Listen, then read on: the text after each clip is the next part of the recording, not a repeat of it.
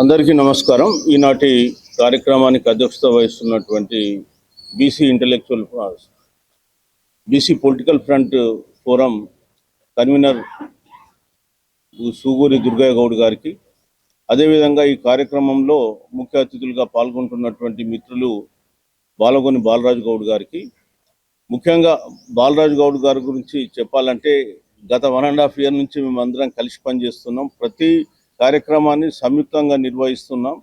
So వారు BC ప్రజల సమస్యల పరిష్కారం కొరకు అంకుటిత దీక్షతో పనిచేస్తున్నటువంటి వ్యక్తి. వారికి సందర్భంగా ప్రత్యేకంగా అభినందనలు తెలియజేసుకుంటూ ఈ కార్యక్రమంలో పాల్గొంటున్నటువంటి బైరి శేఖర్ గారికి, అదేవిధంగా ఐలోని వెంకన్న గారికి, మరి విజయ్ కుమార్ గారికి, అంబాల నారాయణ గారికి, మరి ఇతర పెద్దలు ఉన్నారు వారికి, అదేవిధంగా మా బీసీ ఇంటలెక్చువల్ ఫోరం యువజన నాయకుడు అయినటువంటి మా లింగేష్ యాదవ్ గారికి, మరి కార్యక్రమంలో పాల్గొంటున్న మిగతా మిత్రులందరికీ కూడా నా యొక్క నమస్సుమాంజలు.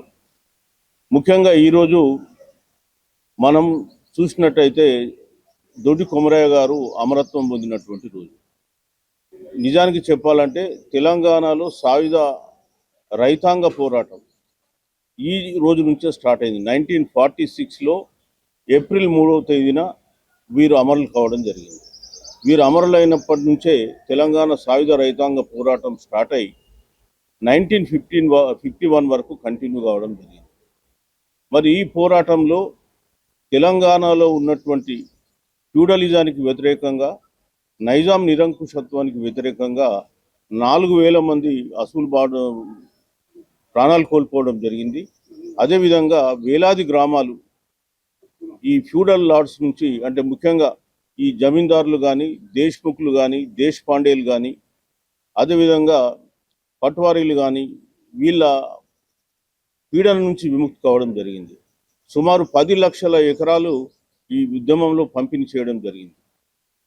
మరి తెలంగాణలో ఆ రోజు ఉన్నటువంటి సామాజిక ఆర్థిక పరిస్థితులకు ఈ రోజు ఉన్నటువంటి సామాజిక ఆర్థిక పరిస్థితులను మనం పోల్చి చూస్తే దోపిడీ అప్పుడెంత కంటిన్యూ అవుతుందో ఇప్పుడు కూడా అదే దోపిడీ కంటిన్యూ అవుతుంది. కాకపోతే దోపిడీ స్వరూపం మారింది, కానీ ప్రజలు కొంత స్వేచ్ఛగా స్వాతంత్రంగా మాట్లాడుతున్నారు. కానీ అన్ని రంగాల్లో బీసీలు అనే వాళ్ళు పూర్తిగా అణచివేయబడ్డటువంటి వర్గాలు. ఇవాళ దొడ్డి కొమరయ్య గారిని గుర్తు చేసుకోగానే మనకు ముఖ్యంగా తెలంగాణ సాయుధ రైతాంగ పోరాటం మన కన్నుల ముందు ఆవిష్కృతం అవుతుంది. వారు ఆ రోజుల్లో నైజాం రజాకర్లు కలిసి ప్రజల మీద సాగిస్తున్నటువంటి మారణకాండ మనం కళ్ళ ముందు కనిపిస్తూ ఉంది. మనకు ముఖ్యంగా ఆ రోజు ఉన్నటువంటి భూస్వామ్య వ్యవస్థలో కొన్ని వేల ఎకరాల భూములు కేవలం కొద్ది మంది చేతుల్లో ఉండి ప్రజలు వెట్టి చాకిరి చేసి బతకాల్సినటువంటి పరిస్థితి. జీ హుజూర్, బాంచందోరా, కాల్మోక్త అని చెప్పి బతికినటువంటి రోజులు అవి. తెలంగాణలో చూస్తే భూస్వాములు, అక్కడ మీరు సూర్యాపేటకు వెళ్ళి చూస్తే అక్కడ ఉన్నటువంటి దొరకు 1.5 ఎకరాల భూమి. అదేవిధంగా మీరు ఇక్కడ వచ్చేస్తే మహబూబాబాద్లో ఆ జన్నారెడ్డి జనార్దన్ రెడ్డి అని ఉంటారు, సూర్యాపేటనేమో ప్రతాప్ రెడ్డి. ఈ జన్నారెడ్డి జనార్దన్ రెడ్డి గారికి కూడా 1000 ఎకరాల భూమి. అసలు తెలంగాణ సాయుధ పోరాటం స్టార్ట్ అయిందే ఆ విష్ణూరి దేశ్ముఖ్ విష్ణు రామచంద్రారెడ్డి ఆగడాలకు, అకృత్యాలకు వ్యతిరేకంగా. వారి తల్లి జానకమ్మ చేసినటువంటి అకృత్యాలకు వ్యతిరేకంగానే ఈ కడివెండిలో ఉద్యమం జరిగింది. ఆ కడివెండిలో అసూలు బాసినటువంటి వ్యక్తి దొడ్డి కొమరయ్య. మరి ఆ రోజు వాళ్ళు సాగిస్తున్నటువంటి అరాచకాలకు వ్యతిరేకంగానే మన యాదవ సోదరుడైనటువంటి బండి యాదగిరి ఒక పాట రాశాడు. బండెనక బండి కట్టి ఏ బండ్లో పోతావు కొడుక, నైజాం సర్కారోడాని గద్దరు మహబూబి సినిమాలో పాపులర్ చేశాడు. కానీ ఒరిజినల్గా రాసింది మహబూబాబాదు జన్నారెడ్డి జనార్దన్ రెడ్డికి వ్యతిరేకంగా. తెలంగాణలో అనేకమైనటువంటి జాగీర్లు ఇట్లాంటి అటు తీసుకుంటే కంటాత్మకూరు వరంగల్ జిల్లాలో. అదేవిధంగా మీరు చూస్తే అకృత్యాలను కూడా చూస్తే ఈ మన కడివెండి గ్రామంలో ఈ సంఘటన జరిగింది. అదేవిధంగా చాకలి ఐలమ్మ కూడా ఈ విష్ణూరు రామచంద్రారెడ్డికి వ్యతిరేకంగా పోరాడింది. ఇక్కడ ఇటు పక్కనే ఉన్నటువంటి బైరాన్పల్లి గ్రామంలో రజాకర్లు సుమారు 1,200 మంది రజాకర్లు ఆ గ్రామం మీద దాడి చేసి గ్రామాన్ని దిగ్బంధం చేసి కల్పించినట్ల కాల్చి పడేస్తే ఒక 120 మందిని కాల్చంపారు. ఆ 120 మంది కాల్చి చంపడమే కాకుండా శవాలన్నీ ఆ ఊర్లో పోగేసి ఆ శవాల చుట్టూ ఆ గ్రామంలో ఉన్న మహిళలందరినీ వివస్త్రాలు చేసి అక్కడ నగ్నంగా బతుకమ్మలు ఆడించారు. అది ఆ రోజు జరిగినటువంటి అకృత్యాలు. రావణకాండకు అది పరాకాష్ట. అట్లాంటి ఆగడాల నుంచి బయటపడ్డటువంటి తెలంగాణ ఈరోజు ఏమైందనేది మనం మళ్ళీ మాట్లాడదాం. ముఖ్యంగా మరి నైజాం వ్యతిరేకంగా, ఈ రజాకర్లకు వ్యతిరేకంగా అనేక మంది అసూలు భాషల్లో, అందులో బహుజనులు పెద్ద సంఖ్యలో ఉన్నారు. ఈవెన్ కొంతమంది రెడ్డి కమ్యూనిటీకి సంబంధించినటువంటి వాళ్ళు కూడా ఈ ఉద్యమంలో పాల్గొని తమ ఆస్తుల్ని దారబోసినటువంటి వాళ్ళు ఉన్నారు. అది ఆరుట్ల రామచంద్రారెడ్డి కావచ్చు, లేదా ఇంకా పెద్దలు చాలామంది ఉన్నారు. కానీ మెజారిటీ అగ్రవర్ణాలు, ముఖ్యంగా ఈ మనం ఏదైతే దేశ్ముఖులు అంటున్నామో, ఈ దేశ్ముఖులలో 95% రెడ్డిలు వెలుమాలు తప్ప ఇంకో లేరు. దేశపాండేలు అనే వాటిలో 95% బ్రాహ్మణ్స్ ఉన్నారు. అంటే నైజాం స్టేట్ అంటే మనం అనుకున్నటువంటి ఇప్పుడున్న తెలంగాణ ప్రాంతం ఒకటే కాదు. నైజాం స్టేట్ అంటే మనకి అక్కడ పక్కన మహారాష్ట్ర ఉంది. మహారాష్ట్రలో అప్ టు ఔరంగాబాద్ వరకు కూడా మన తెలంగాణ నైజాం రాష్ట్రమే. అట్లాగే కర్ణాటకలోకి వెళ్ళేస్తే గుల్బర్గా, బీదర్, ఈ 3 ప్రాంతాలు కూడా మనకు నైజాం స్టేట్లో కలిసి ఉన్నాయి. సో అది మల్టీలింగ్వల్ స్టేట్. ఒకవైపు ఏమో 1947 ఆగస్టు 15వ తారీఖున భారతదేశానికి స్వాతంత్రం వచ్చి వాళ్ళు స్వాతంత్ర ఉద్యమాలు జరుపుకుంటూ ఉంటే, ఇక్కడనేమో బైరాన్పల్లి సంఘటన, ఆ తర్వాత పరకాల సంఘటన, ఇట్లాంటి అనేకమైన సంఘటనలు. పరకాలలో కూడా మరొక జలియన్ వాలాబాగ్ ట్రాజెడీ, ఆడ కూడా 22 మంది నిలబెట్టి కాల్చి చంపినటువంటి సంఘటన. సో ఇవన్నీ కూడా తెలంగాణలో దొరలు సామాన్య ప్రజలకు వ్యతిరేకంగా సాగించినటువంటి దమనకాండ. మరి అట్లాంటి దొరలే మళ్ళీ స్వాతంత్రం రాగానే గాంధీ టోపీలు పెట్టుకొని ఇక్కడ ప్రత్యక్షమవడం. ఇక్కడ పేరుకే తెలంగాణ, హైదరాబాద్ స్టేట్ ఏర్పడ్డది. తెలంగాణ ప్రజల మీద, నైజాం ప్రజల మీద మారణకాండ సాగించినటువంటి కాసిం రజ్వీని, రజాకర్ను శిక్ష చేయకుండా ఒక స్పెషల్ ఫ్లైట్లో పాకిస్తాన్కి పంపినటువంటి ప్రదేశం ఇది. ఈ రాష్ట్రంలో, ఈ నైజాం స్టేట్లో 4000 మంది అమరత్వానికి, మరణానికి కారకమైన కాసిం రజ్వీని స్పెషల్ ఫ్లైట్ ఇచ్చి పాకిస్తాన్కు పంపినటువంటి ప్రభుత్వాలు ఈ దేశంలో మనం చూస్తున్నాం. ఎవరి కొరకు త్యాగాలు చేశారండి వీళ్ళు? అంత త్యాగాలు చేసి తెలంగాణ తెచ్చుకుంటే మళ్ళీ వీళ్ళకు భూమి లేదు, భుక్తి లేదు, విముక్తి లేదు, వెట్టి చాకిరి మళ్ళీ చేయాల్సినటువంటి పరిస్థితులు వస్తే మళ్ళీ వాళ్ళు విప్లవ బాట పట్టాల్సి వచ్చింది. అనేక మావోయిస్టు ఉద్యమాలు ఇక్కడ వెలిసినాయి. తర్వాత కాలంలోనే ప్రభుత్వాలు కళ్ళు తెరిచి భూ సంస్కరణల చట్టాలు తీసుకురావడం జరిగింది 1970sలో. ఆ తెచ్చిన భూ సంస్కరణల్లో కొంత భూమి సామాన్య మానవునికి వచ్చుండొచ్చు, కానీ ఈ రోజు కూడా తెలంగాణలో భూమి కూడా ఎక్కువ మట్టుకు ఆధిపత్య కులాల చేతిలోనే ఉంది. ఇవాళ తెలంగాణలో బడుగు బలహీన వర్గాలు సర్దాయి పాపారాయుడి కాలం నుంచి ఈ రోజు వరకు త్యాగాలు చేస్తూనే ఉన్నారు. త్యాగాలన్నీ వీళ్ళవంతవుతున్నాయి, భోగాలేమో వాళ్ళు అనుభవించాల్సి వస్తుంది. శ్రమ వీళ్ళదవుతుంది, సంపద వాళ్ళకు వస్తుంది. ఓట్లు వీళ్ళే అయినాయి, సీట్లు వాళ్ళే అయినాయి. మరి దీనికి ఫుల్ స్టాప్ పెట్టాల్సినటువంటి అవసరం ఉన్నదా లేదా అనేది తెలంగాణ ప్రజలు ఆలోచించుకోవాలి.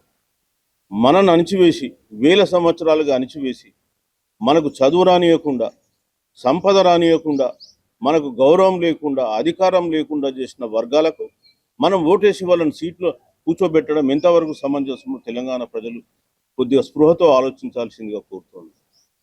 ఇవాళ తెలంగాణ రాష్ట్రంలో ఒక బీసీ ఉద్యమం అనేది ఇప్పుడిప్పుడే స్టార్ట్ అవుతుంది. కొంత స్టార్ట్ అయింది, కొంతవరకు మనం కొన్నిట్లో విజయాలు కూడా సాధించినాం. కానీ రేపు రాబోయే కాలంలో తెలంగాణలో ఒక విప్లవాత్మక మార్పు రావాల్సినటువంటి అవసరం ఉంది.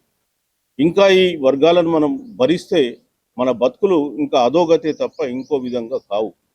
తెలంగాణ ప్రజలు, మీరు అనేక త్యాగాలు చేసింది, ఇంకా చాలు ఈ త్యాగాలు.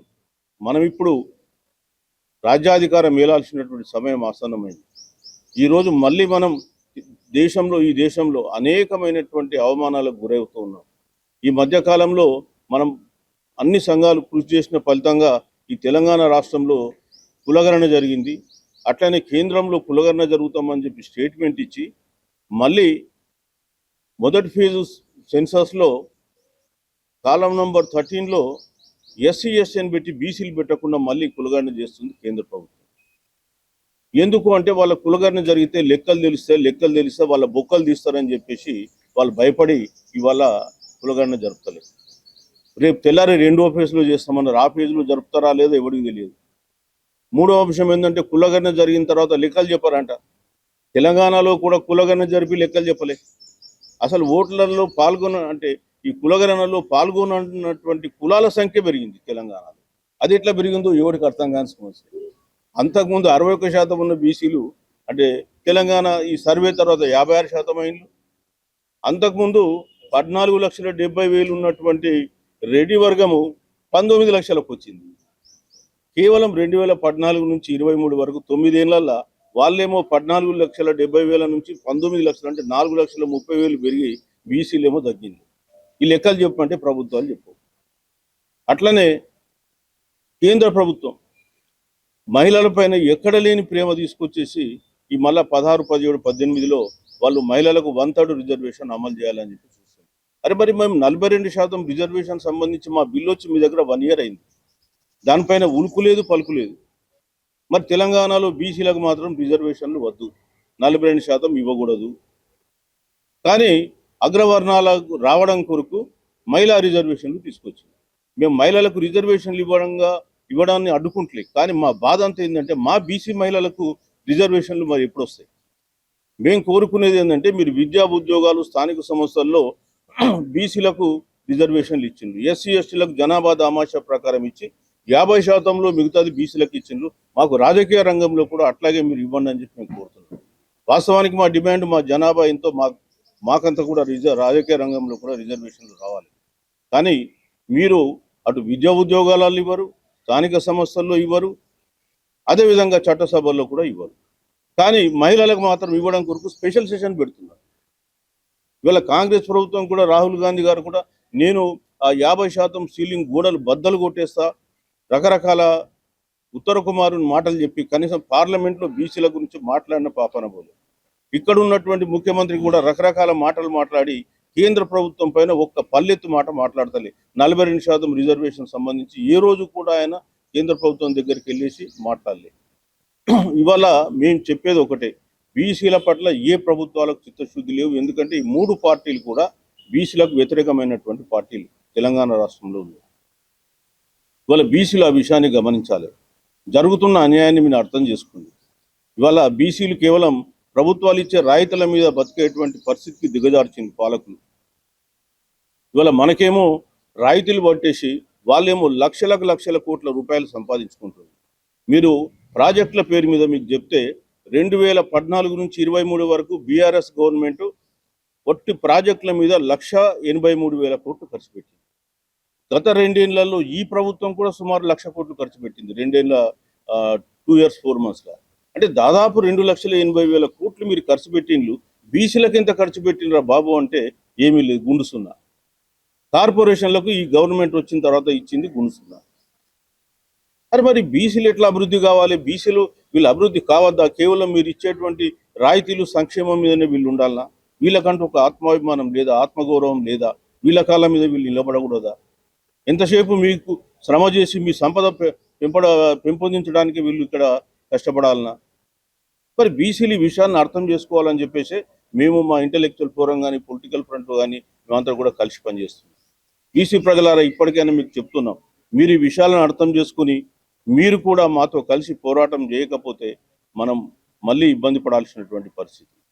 ఇవాళ అడగంది అమ్మ అయినా ఇవ్వదు. ఇవాళ నిన్ననే సర్వాయి పాపన్న గారి మన జయంతి ఉత్సవాలు చూసుకున్నాం, వర్ధంతి ఉత్సవాలు చేశాం. అందులో ఒకటే వారి నుంచి మేము గమనించింది ఏంటి, వారు కూడా చెప్పింది ఒకటి, రాజ్యం రావాలంటే పోరాటం చేయాలి, పోరాటం చేయకుండా రాజ్యం రాదు.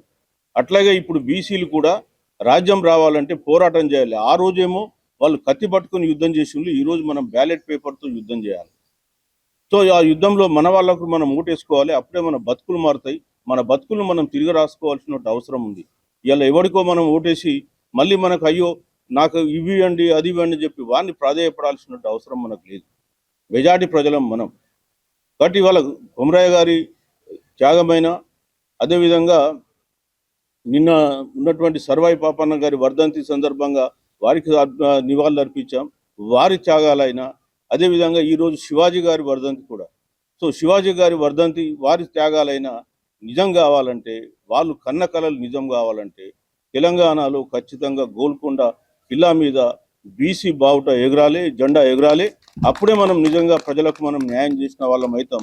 ఆ పోరాటం కొరకు మేమందరం కూడా కంకణబద్దులై ఉన్నాం. తెలంగాణ ప్రజలను కోరేది ఏంటంటే, ఇంకా ఈ దోపిడీ పాలకులు మనకొద్దు, వీళ్ళ వల్ల మనకు న్యాయం జరగదు.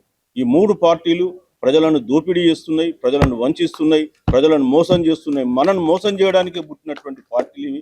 దయచేసి వాళ్ళకు ఓటేయకండి. బీసీలను అర్థం చేసుకుని రేపు రాబోయే కాలంలో వాళ్ళు మన బీసీలను ఎన్నుకోండి. ఖచ్చితంగా మన సమస్యలకు పరిష్కారం దొరుకుతుంది. అంబేద్కర్ గారు అన్నట్టు సకల సమస్యలకు పరిష్కారం రాజ్యాధికారం.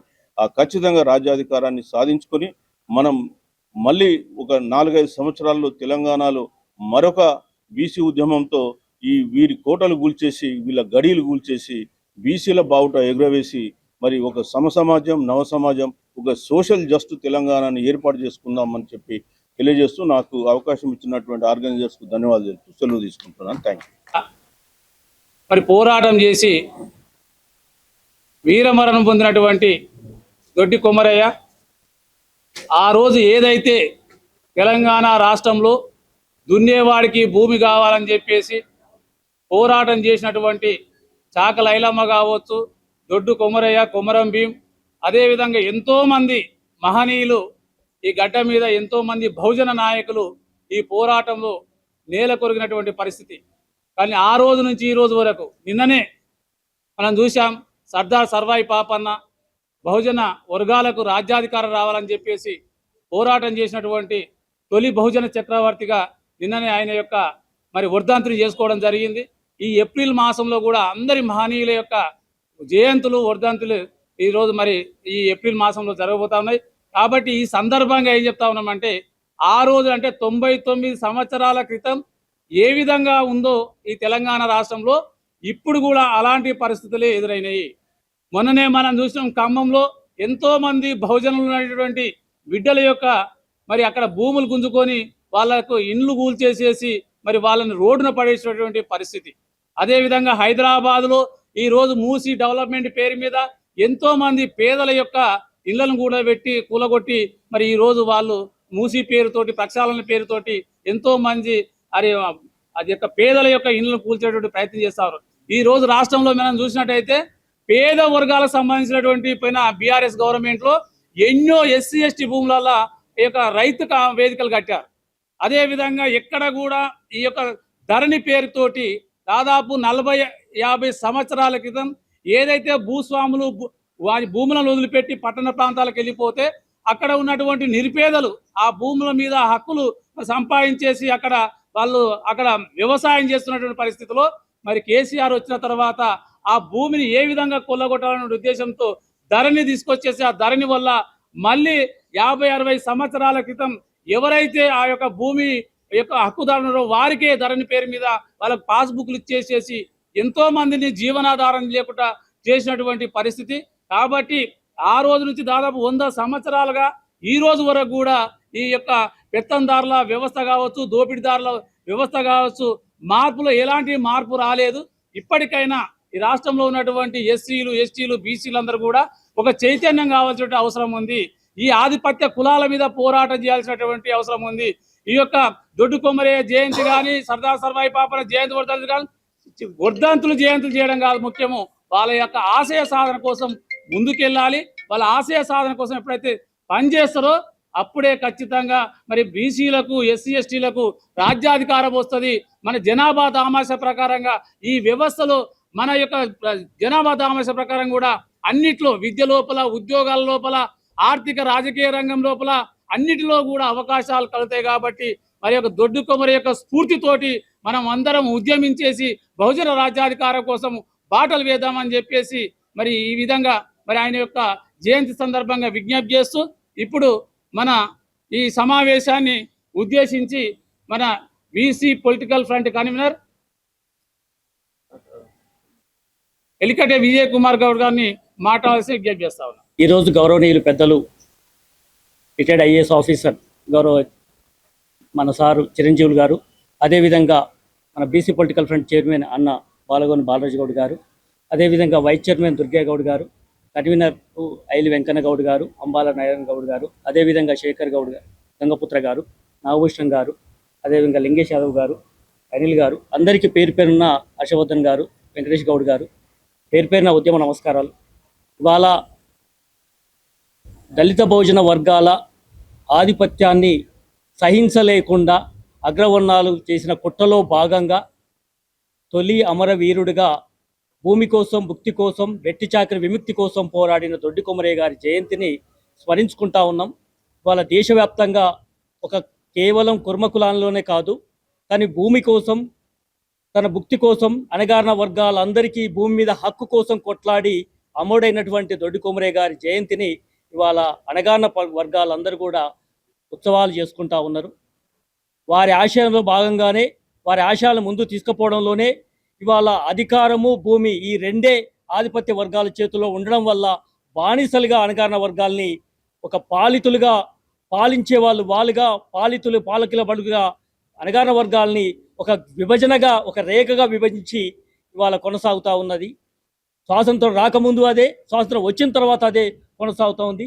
భూమి కోసం ఆనాడు మహాభారతం కావచ్చు, లేకపోతే ఆ తర్వాత తెలంగాణ రాష్ట్రంలో దేశ స్వతంత్ర ఉద్యమంలో కావచ్చు, తెలంగాణ సాయుధ పోరాటం మొదలుకొంటే, తెలంగాణ రైతాంగ పోరాటం మొదలుకొంటే, వాళ్ళ కోనేరు రంగారావు సిఫార్సులు మొదలుకొంటే, ధరణి భూభాభర్తి వరకు కూడా ఎందులో కూడా ఏ చట్టాలు వచ్చినా అణగారిన వర్గాలకి, పేద వర్గాలకి భూమి అందట్లేదు అనేది సజీవ సాక్ష్యంగా కళ్ళ ముందు కనపడతా ఉంది.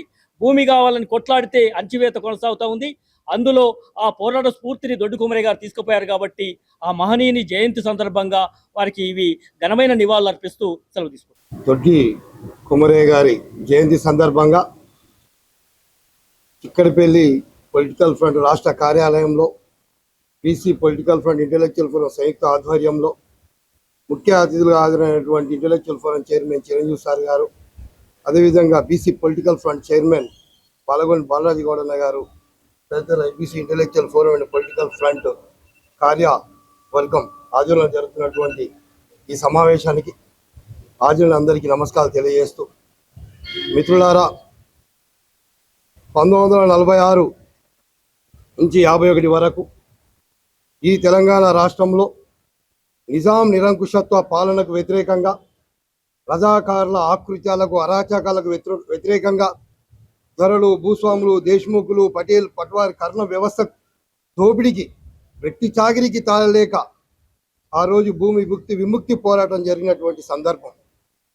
1946 జూలై 4వ తేదీన ఈ తెలంగాణ రాష్ట్రంలో ఆనాడు హైదరాబాదు స్టేట్లో జరిగినటువంటి పోరాటంలో దొడ్డి కొమరయ్య గారు తొలి అమరుడు.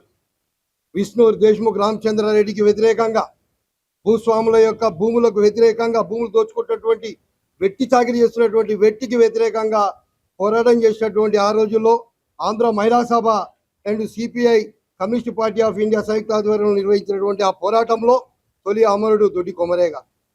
మరి ఆనాటి నుంచి ఈనాటి వరకు మనం చేస్తున్న వర్ధంతులు, జయంతులు ఈ భూమి కోసం, భుక్తి కోసం, బడుగు బలహీన వర్గాల కోసం, పేద ప్రజల హక్కుల కోసం అమరులైనటువంటి వాళ్ళందరి జయంతులు, వర్ధంతులు బీసీల ఆర్గనైజేషన్గా మనం చేసుకుంటూ పోతా ఉంటే, మరి ఈ రాష్ట్రంలో ఉన్న బీసీలు, దళితులంతా ఆనాడు విష్ణు రామచంద్రారెడ్డి వారసులైనటువంటి రేవంత్ రెడ్డికి, ఆనాడు విష్ణు దేశ్ముఖ్ల వారసులైనటువంటి కేసీఆర్ గారికి, అదేవిధంగా ఆ దేశ్ముఖులు, దొరలు, భూస్వాముల యొక్క వారసులకు ఓట్లేస్తే ఆ రోజు భూములు గుంజుకూరు, ఏ భూములు కావాలని పోరాటం చేసినాం ఆ రోజు. మళ్ళీ ఇదే రోజు ఈ రోజు కూడా ఇప్పుడు ఖమ్మం కానీ ఎవడో అధికారంలో ఉన్నా కూడా ఈ పేద బిడ్డల యొక్క భూముల మీదనే, పేద బిడ్డల యొక్క ఇల్లు కూల్చుకుంటేనే వాళ్ళ యొక్క అందమైన సౌదాలు నిర్మాణం చేసుకోవడం కోసమే వాళ్ళు ఇప్పటికీ అరాచకాలు కొనసాగిస్తున్నారు.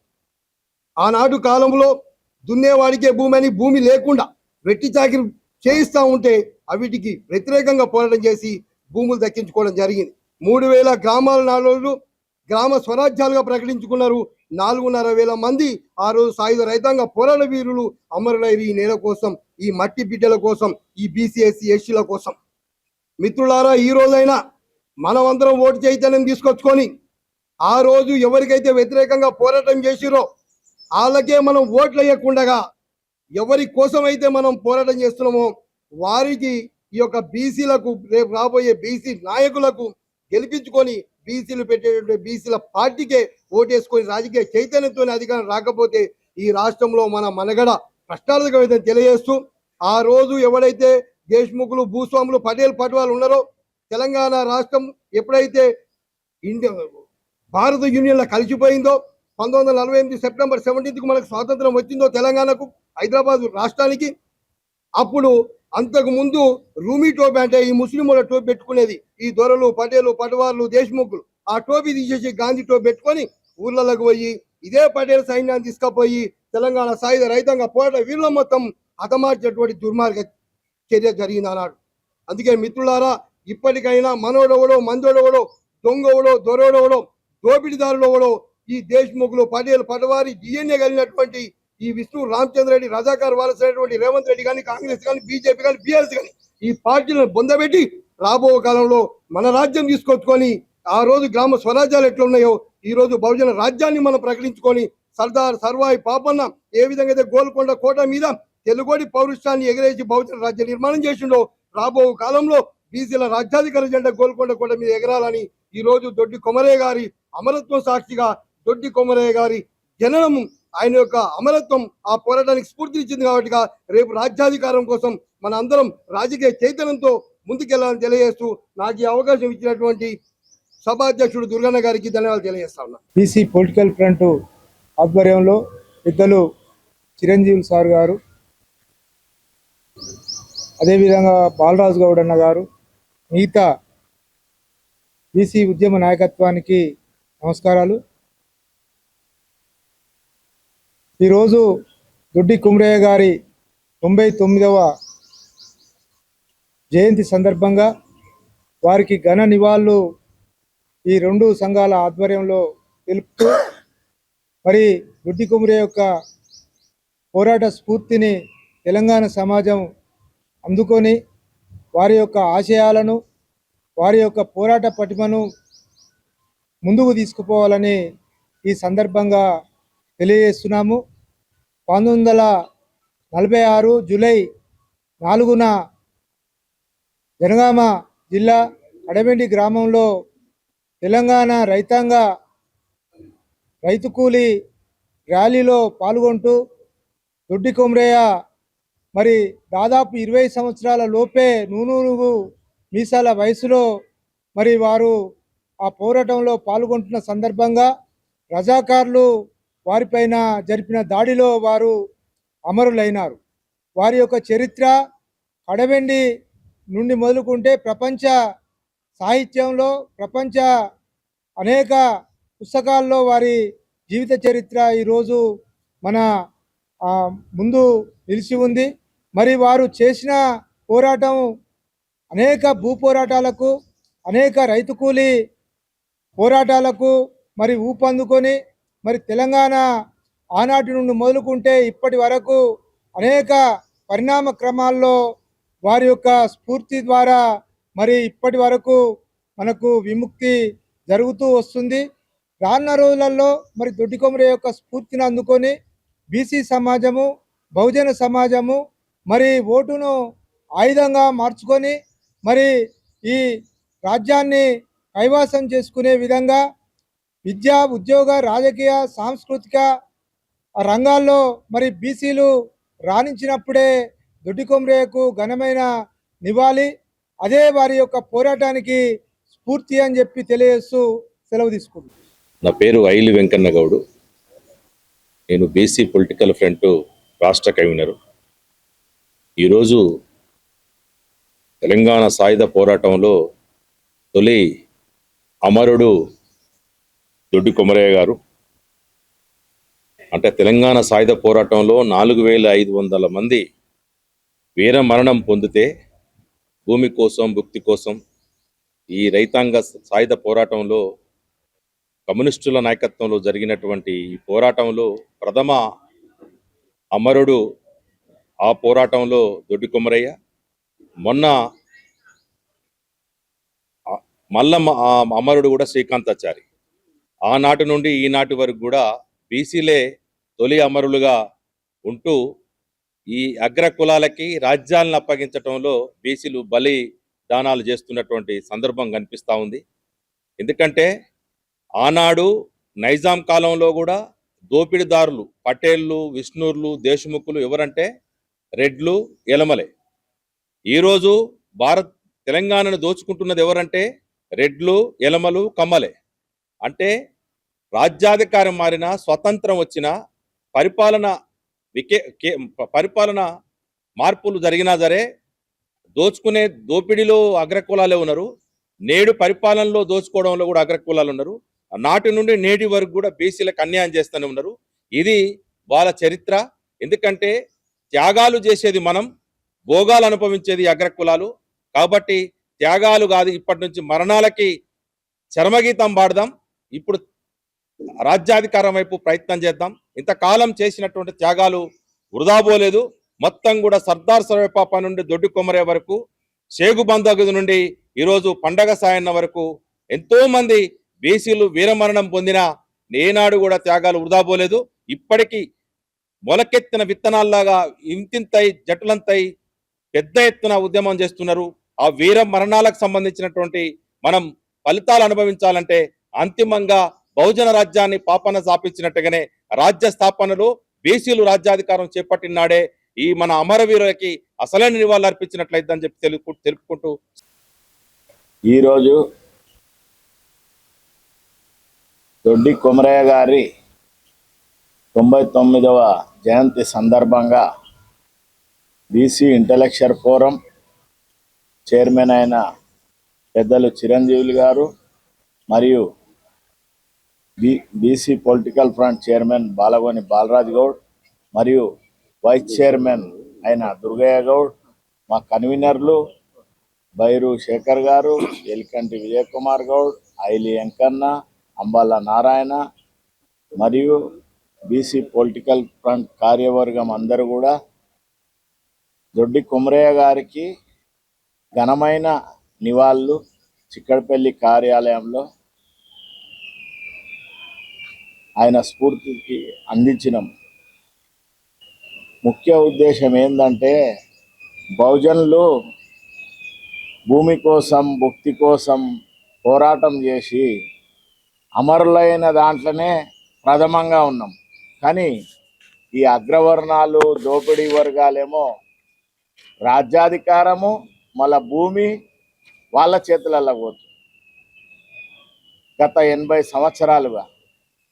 అందుకే బీసీ ఇంటలెక్చువల్ ఫోరం అయినా, బీసీ పొలిటికల్ ఫ్రంట్ అయినా సంయుక్తంగా మా కార్యవర్గము తెలంగాణ రాష్ట్రంలో బహుజనులకు జరుగుతున్న అన్యాయాన్ని 375 సంవత్సరాల క్రితమే సర్దార్ సర్వాయి పాపన్న అయితే బహుజనుల గురించి ఏ విధంగా పోరాటం సాగించి రాజ్యాధికారము చేజిక్కించుకున్నాడో ఆయనను ఆదర్శంగా తీసుకొని చాక లైలమ్మను, కొండ లక్ష్మణ్ బాపూజీ, ధర్మభుక్షం గారి పెద్దలను, జయశంకర్ సార్ వీళ్ళందరినీ కూడా ఆదర్శంగా తీసుకొని మేము పనిచేస్తున్నాము. బహుజన రాజ్యం ఏర్పడితేనే ఈ బీసీలందరికీ న్యాయం జరుగుతుంది, భూమి దొరుకుతుంది, ఉద్యోగము, వైద్యము ఇవన్నీ కూడా దొరుకుతాయి. ఎందుకంటే మనకు రాజ్యాధికారం రానన్ని రోజులు ఈ అగ్రవర్ణాలైనా, దోపిడీ వర్గాలైనా భూమి వాళ్ళ చేతులకే పోతుంది. ధరణి అనేది సృష్టించి భూభారతి అని పెట్టి వాళ్ళకు అనుకూలంగానే అన్ని రికార్డులు తారుమారు చేసుకొని అన్నీ వాళ్ళే అనుభవిస్తారు. భూమి వాళ్ళ చేతిలోనే ఉంది, రాజ్యాధికారం వాళ్ళ చేతిలోనే ఉంది. 90% ఉన్న బీసీ, ఎస్సీ, ఎస్టీ మైనార్టీలకేమో ఇగో ఈ విధంగానే అమరులకే పరిమితం అవుతున్నాం. రాజ్యాధికారం దిశగా ఎప్పుడు మన వాటా మనకు రాజ్యాధికారంలో జరగడం లేదు. ఎందుకంటే కాంగ్రెస్ పార్టీ ఏమన్నది, ప్రభుత్వ పాలన, సామాజిక న్యాయం అని ద్వంద్వ వైఖరితోని అధికారంలోకి వచ్చింది. ఆయన రాహుల్ గాంధీ, ప్రతిపక్ష నాయకుడు అయిన రాహుల్ గాంధీ గారు భారత్ జోడో యాత్రలు ఏమేమి చెప్పిండు, మీరెంతున్నారో జిత్నా హిస్సేదారి ఉత్నా భాగ్యదారి అని ప్రకటించిండు.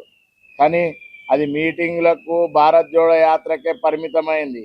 ఎక్కడ తెలంగాణ రాష్ట్రంలో ఆ విధంగా అడుగులేయలేదు. పార్లమెంట్లో ఈ 42% రిజర్వేషన్ ఇస్తని ఆ దిశగా చర్చనే జరగలేదు ఇప్పటి వరకు. 3 సార్లు పార్లమెంట్ జరిగినా కూడా ఆ విధంగా మన ఓట్లు వేయించుకునే వరకే పక్క రాష్ట్రమైన కర్ణాటక ముఖ్యమంత్రితో చెప్పించి బహుజనులను ఏ విధంగా వాడుకోవాలనో ఆ విధంగా వాడుకుంటారు. శ్రీకాంతాచారి అయినా ఎవరినైనా అమరుల వరకే మనం పరిమితం చేస్తారు, కానీ రాజ్యాధికారం ఎక్కడ మనకు దక్కనీయడం లేదు. బడ్జెట్లో వాటా ఇయ్యరు, భూమిలో వాటా ఇయ్యరు. ఎక్కడైనా తరతరాలుగా 80 సంవత్సరాల నుంచి ఉద్యోగాలలో కూడా ఈడబ్ల్యూఎస్ తెచ్చి వాళ్ళే 60% దోచుకుంటారు. అందుగురించే ఈ తెలంగాణ రాష్ట్రంలో మా బీసీ ఇంటలెక్చువల్ ఫోరం చైర్మన్ గారైన చిరంజీవులు సార్, ఎందుకంటే ఆయన మాజీ ఐఏఎస్ ఆఫీసర్ కాబట్టి ఈ విశ్రాంత టైంలో ఆయనను ముందుంచి ఆయనకు మేము అండగా ఉండి బహుజన రాజ్యం ఏర్పడే దిశగా మేమంతా పోరాటం చేస్తామని ఈరోజు అమర వీరుడు దొడ్డి కొమరయ్య సాక్షిగా మేమంతా కూడా పనిచేస్తాము, రాజ్యాధికారం సంపాదిస్తాము. ఎందుకంటే ఓట్ల కంటే మొదలు ప్రభుత్వం రానీకేమో పేద ప్రజలకు 70-80 లక్షల మందికి 4,000 పెన్షన్ ఇస్తాని మాట తప్పిన కాంగ్రెస్ పార్టీ, కాంగ్రెస్ ప్రభుత్వం అంటే ఎంత నయవంచన చేస్తుందో చూడండి. అంటే రాజ్యాధికారంలో వాటా లేదు, భూమిలో లేదు, ఎక్కడ చూసినా బతుకుదామన్నా బతుకుదెరువు లేని బీసీలము ఈ విధంగా 80 ఏళ్ల సంది కొట్టుమిట్టాడుతున్నాం. కాబట్టి ఇవన్నిటికీ పరిష్కారము రాజ్యాధికారమే. బహుజన రాజ్యం ఏర్పడేదాకా మేమంతా కూడా ఐకమత్యంగా ఉండి పోరాటం చేస్తాము.